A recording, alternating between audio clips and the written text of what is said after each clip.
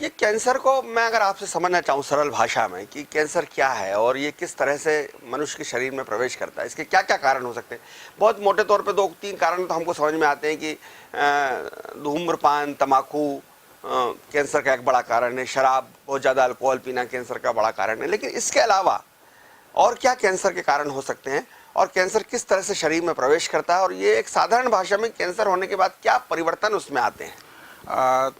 मैं एक सामान्य भाषा में आपको कहना चाहूँगा कि कैंसर जो होता है हमारे शरीर में 1 साल 2 साल 3 साल पहले ही प्रवेश कर चुका होता है और वो धीरे धीरे एक सिम्टम्स के रूप में हमारे शरीर के अंदर आता है। जैसे ही प्रवेश करता है वैसे नहीं मालूम वैसे पड़ता। पता नहीं लगता है। उसके 6 महीने बाद, साल भर बाद यदि कहेंगे कि हमें भूख नहीं लग रही है, हमें उल्टियाँ हो रही हैं, या हमें मोशन के द्वारा हमें कहीं से ब्लड आ रहा है, या कहीं हमें कोई छाला हो गया छोटा सा और वो धीरे धीरे छाला बढ़ते जा रहा है, या कहीं स्किन का कलर चेंज हो रहा है, कहीं एक छोटी सी गठान बन गई है, ये कैंसर का प्राइमरी रूप है।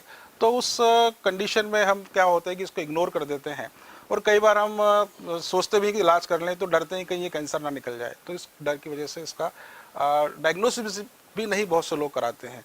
तो यही सबसे बड़ी एक समस्या है कि जब डायग्नोस नहीं कराते हैं तो कैंसर का स्टेज परिवर्तन हो जाता है। कैंसर जब हमारे शरीर में आता है तो हम कहेंगे कि हमारे शरीर के अंदर जो सेल्स होती हैं, कोशिकाएं होती हैं, उसकी वृद्धि उम्र भर हमारे शरीर में होती रहती है। और ये जब हम जो खाना खाते हैं या जो भी चीज़ हम ले रहे हैं उससे हमें न्यूट्रिशंस मिलते हैं, पोषण हमें मिलता है और उसी के द्वारा हमारे शरीर के अंदर वृद्धि होती रहती है। अब ये वृद्धि जब अनकंट्रोल हो जाए, सेल्स का अनकंट्रोल होकर, अनियंत्रित होकर उसका बढ़ना, ये एक कैंसर का रूप लेता है। हम कहेंगे कि ऐसे बहुत सारे लोग हैं जिनको मोटापा हो जाता है, ओबेसिटी हो जाती है। तो ओबेसिटी भी आगे जाके कोई किसी न किसी प्रकार के कैंसर के रूप के अंदर हमारे शरीर में जन्म ले लेता है। तो अनकंट्रोल्ड होके सेल्स का बढ़ना ही कैंसर का एक लक्षण माना जाता है।